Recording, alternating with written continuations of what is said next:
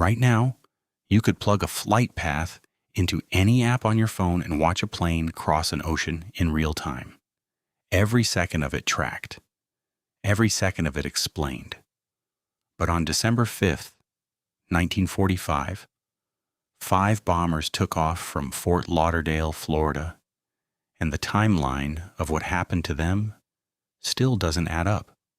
Not one wreck, not one body, not one signal that ever made sense. This is the timeline nobody can close.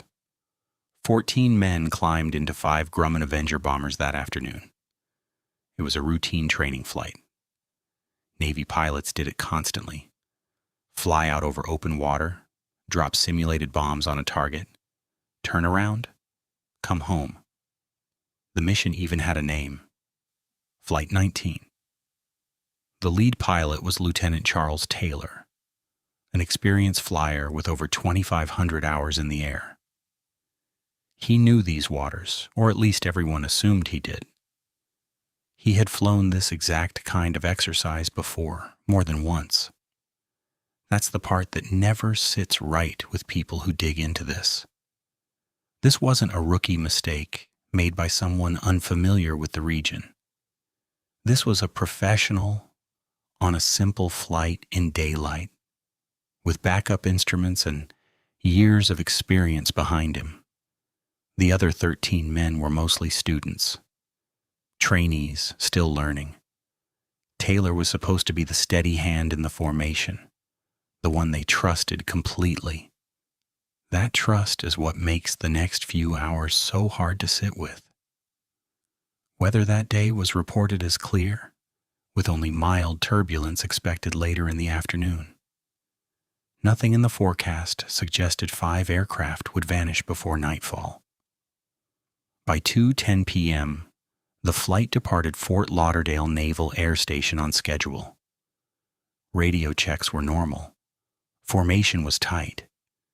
Everything about the first hour of this flight reads exactly like 1,000 other training missions that came before it. By 3 p.m., the flight had completed its bombing run without issue. Routine, on schedule, nothing wrong. If the story ended here, nobody would remember Flight 19 at all. By 3:40 p.m., something changed. Taylor radioed in. His compasses were malfunctioning. Both of them. He didn't know which direction was which. He told the tower he believed he was somewhere over the Florida Keys. He was wrong. Radar operators tracking the flight placed him much further north, over the open Atlantic, well past where he thought he was, and drifting further from land with every passing minute. Here's the detail that still unsettles people who study this. Taylor had flown this region for years. He wasn't guessing.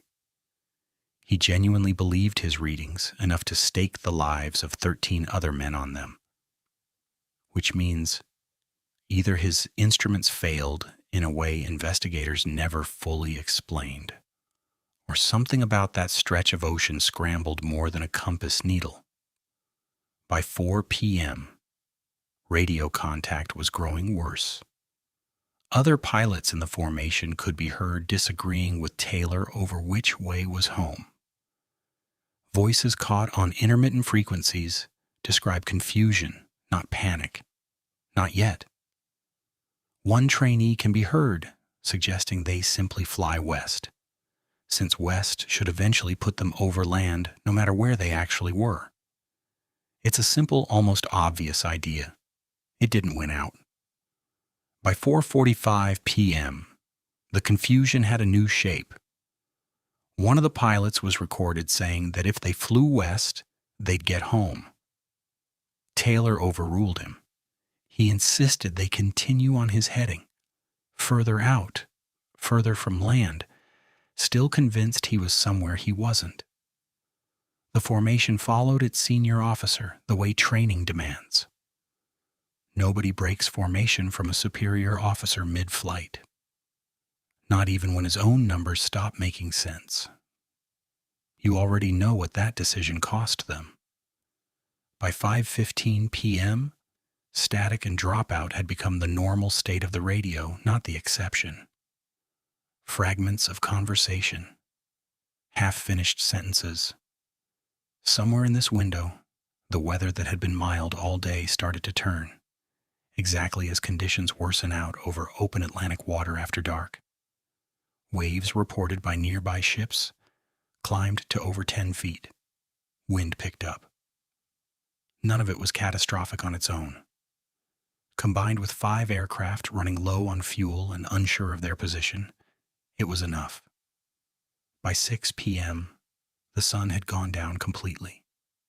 Fuel was running critically low in all 5 aircraft. Radio transmissions grew fainter, more garbled, spaced further apart, as if the men on the other end were drifting not just off course, but out of reach entirely. The last confirmed message from Flight 19 came in around this time, and it wasn't a location. It was static and then nothing. Silence over an ocean at night with 14 men somewhere inside it. At 7:27 p.m., a Navy seaplane with 13 men aboard launched from Naval Air Station Banana River to search for the missing bombers. This aircraft, a Martin Mariner, was known among ground crews for a mechanical quirk. Its fuel systems could build up dangerous vapor if not handled precisely, an issue documented before.